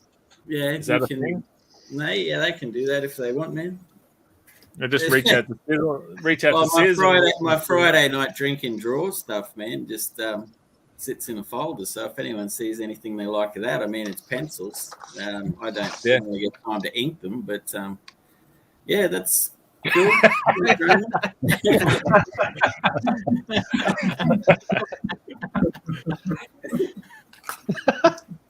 Now, the good thing about the quick for sale, he charges an hourly rate, and being about 30 seconds, get them for a steal. Well, there's been a lot of people who have said, "Oh, send me a copy of that quick over the." Yeah, that's right. It really has. Actually, more than the credit card details. More than anyone else in the room, Quick actually gets requests for, "Can you please send me that?" Yeah. Mr. Fairfax. We'll pick on you. Did you go traditional or you digital, Pete? I went traditional today. I felt like doing some real drawing for change, and I chose a mix of old and new. Nice. Nice. That's good. Yeah, Pete, I don't think I've ever seen you do traditional on the show, and holy moly, I haven't yet. No, and I thought I'd do something different tonight, just because I felt like pulling out the pencil and paper. I rarely use them anymore, and I miss it. So wow, that's really cool. See, I'm digital because I cannot get results on paper like that. That's fantastic. Great work. I think I probably do better on paper, but maybe just because I've spent so much more time doing that over the years. But particularly when you're trying to do stuff commercially or even just for other people, it's just so much easier to make edits and change it. Even if I'm working on my own stuff, things, if I say to the side, I want to change this guy's, change the colour of this guy's uniform, then it's basically the click of a button. So I do miss it. I do miss working on paper, but it can be incredibly time consuming. And I find that often it takes so much time just cleaning things up after scanning it in that it's not worth the hassle really at the end of the day. So that's why I've largely switched to digital. So have you haven't done any of your comic work at all on paper, mate? It's all been digital, has it? Not recently. My older stuff was all on paper, and that was pretty much all pencil, ink, and watercolor. And how long ago? Largely the watercolor stuff. Sorry. How long ago was that? Oh, like 10 years. 10 years ago. No, like this is a while back. So like 10, 15 years, I was doing pretty much everything on paper, all pencil, ink, watercolor. And particularly watercolor stuff, I'd find that after I scanned it in, it took a long time just getting it right. I don't know, it just never looked quite right to me. So I'd always tinker with it in Photoshop and that's it. Watercolor, watercolor's very hard, mate, because of the subtle shades. It's hard to get the colors scanned and reproduced right. Unfortunately, it's virtually impossible to reproduce digitally. At least the way you want it to look. So that's right. I agree. It's kind of a catch-22. You sort of take a gamble. It's like, well, do I do it on paper and use actual paint and hope that it scans right, or do I try to reproduce it digitally? I think if you're going to do it, I think you've got to get it professionally photographed. Get a professional in and photograph it, and that'll get it correct. Yeah. But you scanning, the scanner can't pick up the bloody. And the important thing is you need to get it right on paper because if you want to make changes once it's scanned, it's just too much hassle. So if you don't get it right on paper, and that was another part of my problem, I'd sort of scan something in and then notice something that I want to change and think, oh, bugger, how am I going to fix that? So I'll probably spend more time. I'm telling you, smoke, Pete. It fixes everything, mate. Whenever you make a mistake, chuck in smoke. Is that for you, Pete? Is that a book of yours, Game of Kings? Was that hand drawn? Can you see the comment on the screen, Pete? What was that? Can you see the comment on the screen? Oh, Game of Kings, yes. That was all ink and watercolor, if I remember correctly. There might have been a little bit of like digital, like texturing or some stuff that I edited afterwards, but the actual work was all done in ink and watercolor on paper. So cool. I'm realizing now we've had you on the show a bunch of times, but we've never really sat down and chatted to you at length. What are some of these earlier? Yeah, I'm not much of a chatter, so that's probably why. Yeah. So what was that, Rob? Yeah, no. What are some of your earlier works that we might not be aware of?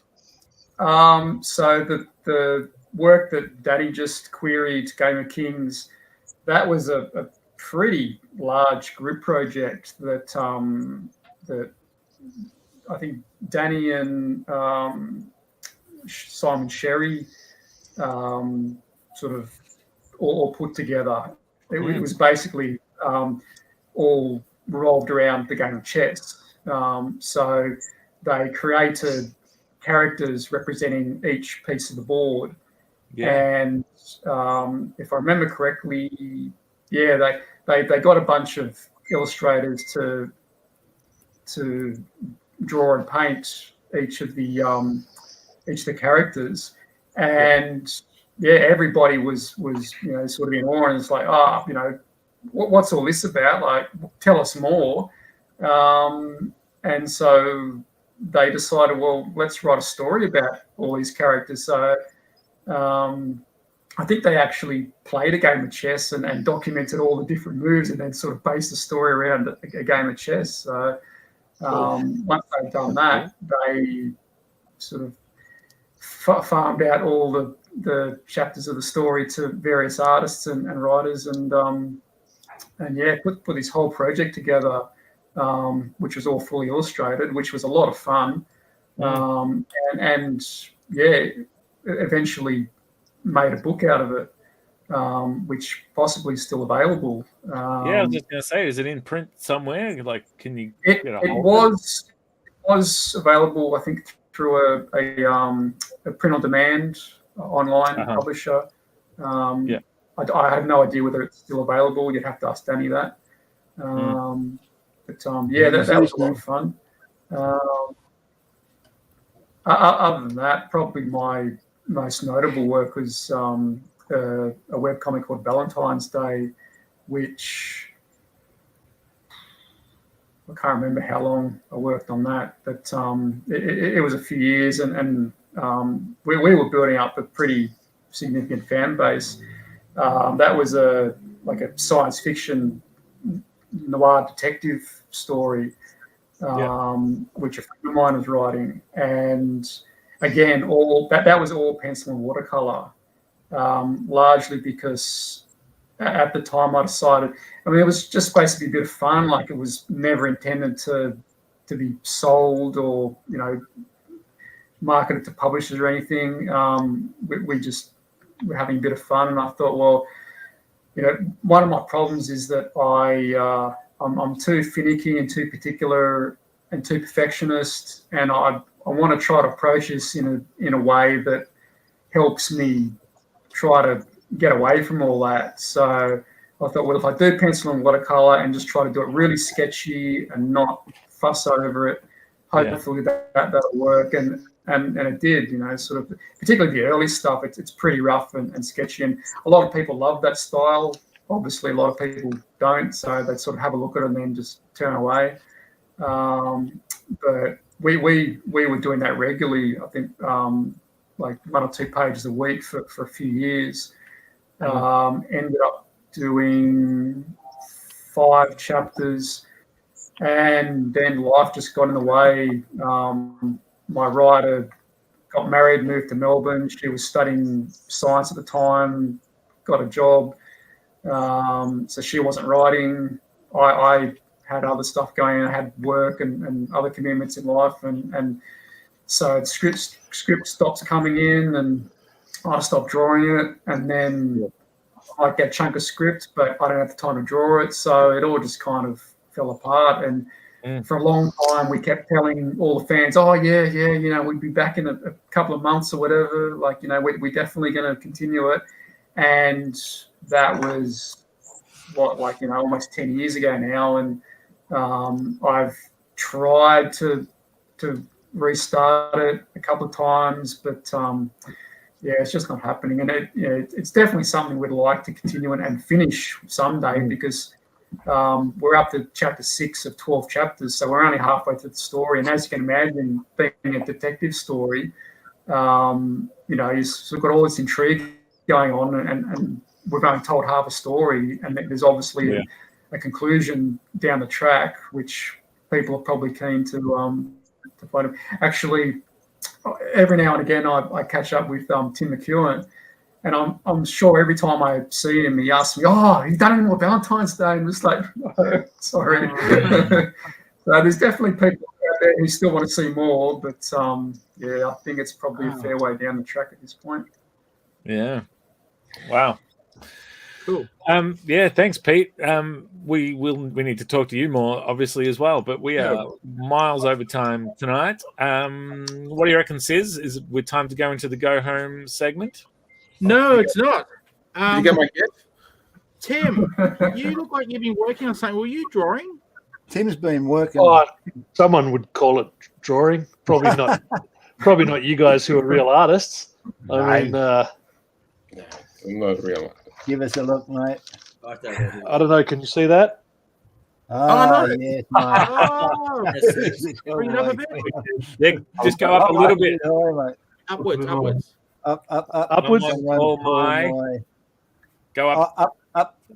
Lawyer. Oh, my lawyer. Yes, go. Oh, my lawyer. Awesome. And How's the that OG not costume drawing? too. Good. I'm Friggin' awesome. Little Tim. Nah, good And one, Tim. during Yeah, that's that, Matt Rice, you got another drawing from your friend John Brown. He decided to join in the fun. Oh, Awesome. Fantastic. Great. Thank you, John. That's awesome. Where's But your not JD only that, from, he Matt? then went on to send this. Oh, Wow. Up again. Wow. Oh, right. Oh, man. JD. That's Good on awesome. you, mate. clicked. I love it. Tons of Oh, I'm fantastic. not on there. He's done some That's fantastic. awesome. You're there, I'm Dave. not You on see down the bottom You're of the hand. You were the Yeah, hand. your down hand the was bottom there. left corner. Yeah. There you go. Okay. That one deserves Oh, it. Oh yeah. There you are. Yes, I Good on reckon. you. Good on you, JD. Oh, nice. You didn't forget me. What do we say? Quick, can I get a copy of that? Where's that'll be the- that's awesome. If anyone wants to buy that picture of the ComX crew, just reach out. Reach out to John. Sizzle. where's I'll- JD I'll- from? And I'll reach out to John Brown. There you go. Yeah, John Brown, please don't be a stranger. We would John, come on the show. We should get John. Yeah. I'll get John on the show. We'll get John on the show. He's an Yeah. animator, is he? Really good. Yeah, Matt, hook us up with all the Have a look, mate. all those peeps. I'm Cool. sure he So now it's that time, Mr. Spedsy. This poor person is looking through the newspaper for info on what projects our artists have been working on. And this lost individual is using a map to find where she can follow our artists on social media and buy their books. How about we save them the trouble and just tell them? We call this next segment Shameless Self-Promotion.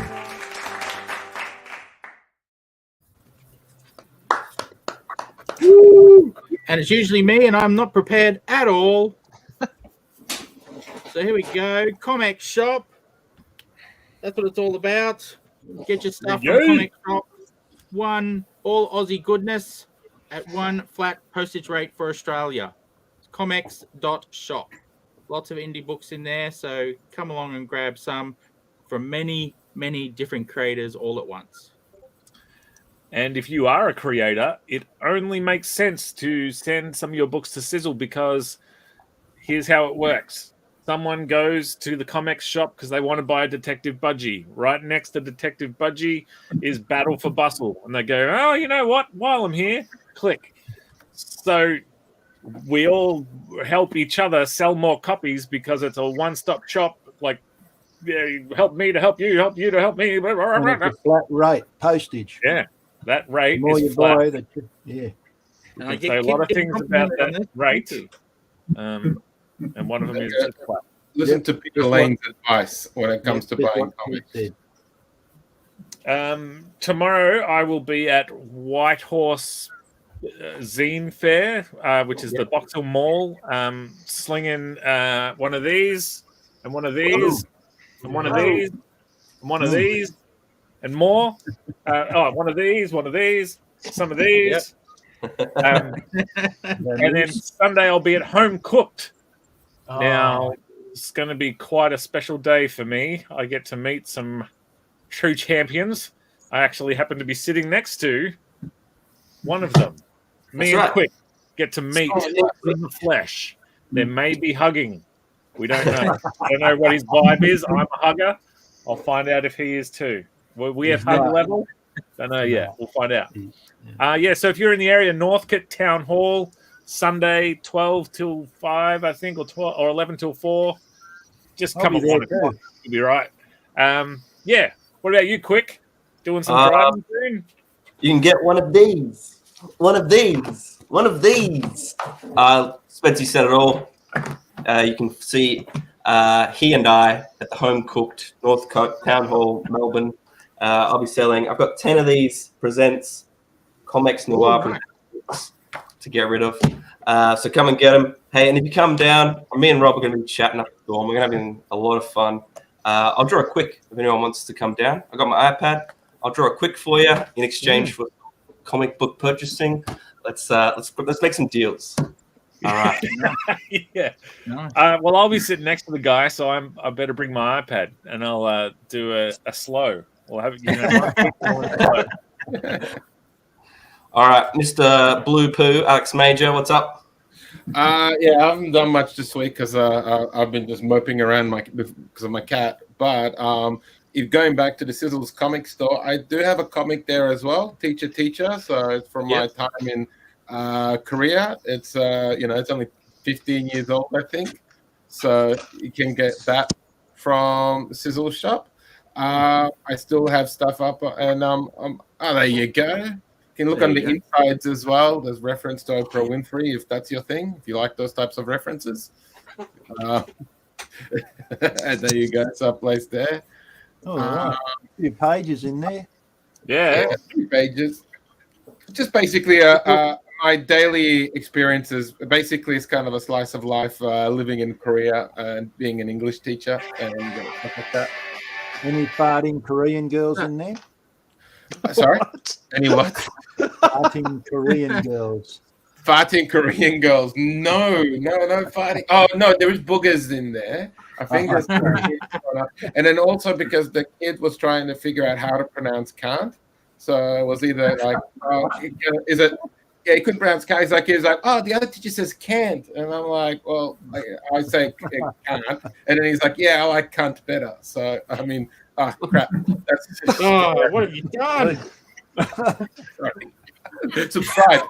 Subscribe. That's it. Yeah, take the Yeah, sorry, I totally forgot about online, guys. I'm sorry. I just like the video. Yeah. Well done, Alex. Thanks. I knew if I planted the seed early, And okay, before I say anything else, my social Sloppy Bunny Tunes on Instagram and TikTok and Webtoons. So move on to Matt, and many apologies. I did not want to drop that word. No, I didn't. Can't. You said can't. That's all right. Yeah, exactly. Don't encourage him, Dave. Yeah, just dig up, Dave. We'll get out of this hole. Yeah, Matt, you got any speed bombs you want to drop? Yeah, just a quick one again for Flood. You can get it if you check me out on Instagram, Matt R Comics. I'd love to see you with that, and that's a fantastic picture. Yeah, isn't it? I wish I was kind of homegrown this weekend. I'd definitely be buying that one off you as well as everything. Free quicks with every comic book purchase. Thank you. Nice. Hey, yeah, Matt. Sorry, Matt. No. You go. I was just going to say, yeah, Matt R Comics. That's good. Pete. If you happen to pass Spedsy on the weekend, it looks like he's running off to grab a copy. There we go. Larrikin and Just issue 1 has recently come out, which you can get from either Spedsy or from Reverie Publications. Yeah, Gary will be there as well at Home Cooked. So yeah, buy lots of copies. Yeah, you've lost so much many. I only have 10. But Gary, go and buy them all from Gary. Go and buy them from Reverie. That was a good comic, Peter, too. Sorry, I got a copy of that Larrikin and Just. I enjoyed that. So well done. Good artwork, man. Thanks, mate. Yeah, that's cool. That's good. Very good. Thank you. Yes. Okay, battleforbustle.com, Lee Chalker Facebook, here, there, everywhere it seems. Tuesday Chinwag, every Tuesday night, 7:30. Chinwagging to different people in the Australian comic books community, and seeing where they're at, where they are, where they're at, what makes them, what binds them, and what creates them. So, who you got this week? Who you got coming up this Tuesday? Well, it's an interesting week this week because we're doing a pre-recorded show with the boss up there. Wow. So Shane is going to be on Tuesday. Pre-recorded. It's me. Yes, because I have to do something else on Tuesday, which is record an interview with Mr. Bo Jardine. So, just had to flip the schedule a little bit there. Flip it all around a bit. Yeah, so that's the plan. So it'll be Shane on Tuesday. So looking forward to that. So we'll both be there, but not at the same time as you watching the show. Time, space, and interface and all that stuff. So good on you. Awesome. Mr. Amazing Tales. Me? Okay, well, here's Amazing Tales. That's the title. That's the latest one out, number 5. That'll be available at Home Cooked with all the others, as well as all the other books I've got. There's about a dozen of them now. I'm getting a bit of a good table full. So Amazing Tales. It's available also at the ComX shop, also at Owner Indie, the online comic shop, in Australian indie comic shop. I'm currently working on this story still, Werewolf and the Dragon. Nice. Look at that. Amazing. Looking awesome. You do not slouch on the backgrounds. You bloody hell. That's amazing. Wow. Fantastic. Awesome, Working Dave. on that one slowly and steadily. And hopefully I'll get that finished in another couple of weeks. But while we got Matt there, I just wanted to show him. I grew up reading these. Oh, excellent, Victor. What year's that, Dave? This one's 76, actually. Yeah, I was a teenager in the 70s. Yeah, Victor and Alf Tupper, The Tougher the Track, was one of my favourites. so good. Yeah, That's him there. Yeah, and Hurricane. Captain Hurricane was another favourite of mine. I think he might have been in Valiant. I can't remember. Anyway, I just thought I'd show everybody that was the sort of comic I was reading when I was a kid.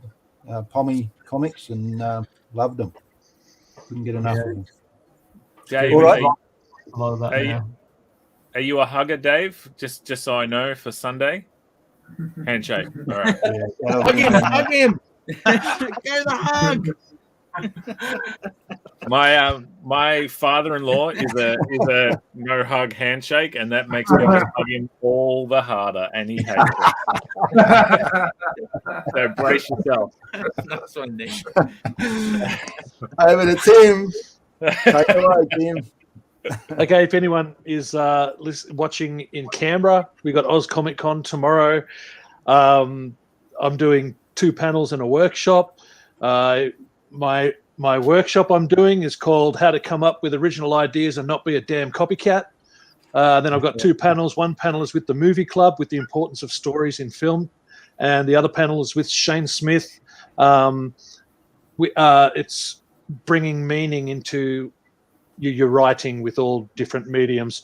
You know, Shane's doing a lot of screen work recently and all this sort of stuff. So yeah, and I'll be selling Gorilla My Dreams. I'm unprepared. Everyone else is showing off their comics. Look, I haven't got my comics here. But what I will show off is I'm tabling with my lady who she started her own small business called All the Things We Felt. And she makes cute little critters out of felt. So see this guy? This is an example of what she makes. That's a little tiny dragon with a D20 dice. She also makes little Mothmen and all sorts of really cool stuff that people like. She made little Starro from Suicide Squad to put on a Christmas tree. Oh, cool. She's got so much awesome little felt stuff. So come and buy my comics. Come and buy her cute little felt things. They're so cute and handmade. She busts her ass and makes these things, and people love them. So that's going to be at Oz Comic Con tomorrow and Sunday. Look, if you want to follow me on social medias, just jump on social media and type in @BigTimStiles, Stiles with an I. And if you can't find me doing that, I'm not there. So you'll find me probably Instagram, Twitter, TikTok, bitches. And so yeah, if look for Big Tim Stiles, and if you can't find me, I'm not there. I don't know. It's late, guys. It's late. Yeah. Look, and I wish I had comics to show you. I can show you what you can't buy. You can't buy that because I drank it, right? I don't know. You can't buy Dungeons and Dragons books because I don't sell them. I play Dungeons and Dragons. I don't sell them. Yeah, unfortunately. Things again because you were frozen before. Oh, you didn't? Okay. No, yeah, that's it. Oh, nice. This guy's that's why we didn't react. We couldn't see it. That looks awesome. Oh, right. Okay, so you can see it now? Yeah, looks great. That's a little dragon holding a D20. There's all sorts of cute little things like this that she hand makes. She sits here while I'm wasting my time watching TV and playing video games. She's sitting here sewing away and to her heart's content and making all sorts of awesome stuff. And look, to tell you the truth, at these conventions and whatnot, I'm thinking about giving up on the comic books and actually starting to learn how to sew instead because, we walk away and I got $20 in my hand and she's got a truck full of money coming out. And, yeah. Again? I'm just trying to look at your TikTok. What's your TikTok again? At Big Tim Stiles. STILES. You've got a podcast going, haven't you, Tim? Do you still Not do right that? now. No, I did have the Turtle Boy podcast, which went through so many iterations, and then I got tired of just talking to 3 people, for 3 years, and so I put a bullet in it. And yeah. So no podcast right now. Sorry, folks. No, go. What you need to do is you get 10. That's what I do. What's that? I get 10 people coming up. So you said Big Tim Stiles, right? Yes. STYLES, right? Things we can do after the show, Alex. Yeah, after the show. Right. I never know what to keep for the show and not, you always have to say stuff for the show. Riveting material here, but obviously, Rob, the censorship guy, controlling what we do. Anyways, I found you. So all right. follow right now. While Alex fumbles with his phone, we will wrap this thing up. Not quite. No, I keep doing this, Sis. I'm sorry. Another Oh, one? sorry, of course. Yeah. Say where's Alex's? Hell yeah. By the way, that's Go Boy 7. It's John Somariva's character he did for Dark Horse. So that's the Australian character there. So I think not much, speaking of like under talked about characters, I think, when we talk about Aussie characters, we don't talk much about Go Boy 7, but we do talk a lot about John Somariva as a talented artist. So I thought, I could bring that up. Yeah, and John's actually going to be at Oz Comic Con tomorrow as well in Canberra here. So cool. I'm going to take some books and get them signed and whatnot. He's a local Canberra boy. Yeah, local. I don't think does he live in Sydney now? Oh, I'm not sure. I was going to say something nasty, but then I remembered, okay, I'm not going to, well, anyways, because I mispronounced can't. No, you didn't. You said it right, mate. Right all the times. Okay, Spenzy, I think we are done. We are. So we made thank it. You, Is this the longest show? Thank you, everyone else, and thank you, Matt, for coming in for the first time as well. No, he's thanks for having me. And Yeah, it's been awesome to have you, Matt. Same with you, Tim. thank you Good to have to you back. your friend John as well. Yes, great That's pictures that he how you sent feel, in. Daryl. Great photo. And thank you, everyone. Have a great night. See you next week. I forget who we've got next week and who we're doing next week, so it'll be a surprise when I put it up. I don't quite know, but I'm scared to get it wrong. I know we have Peter Lane and Skeletor coming up, but I don't know think if that's next week though. Yeah. Okay. But stay tuned for that eventually. Bye. Someone should call the police. The show has been murdered. But in 1 week we will rebuild it. Better, stronger, faster. In the meantime, head to ComX.shop and powder your chestnuts on a copy of Detective Budgie by Nick Cleary, Amazing Tales by Dave Dye, Vamoose by Nick May, Battle for Bustle by Lee Chalker, Radical by Ed Kearsley, Sluggish by Spedsy, Crimson and Rascal by Peter Wilson, ComX Presents featuring so many of the creators that have appeared on this show. And so much more. Alright Sis, press the button. End the show. Don't make me butter your biscuit. Sizzle, press the button. Sizzle? Sausage sizzle. Hashtag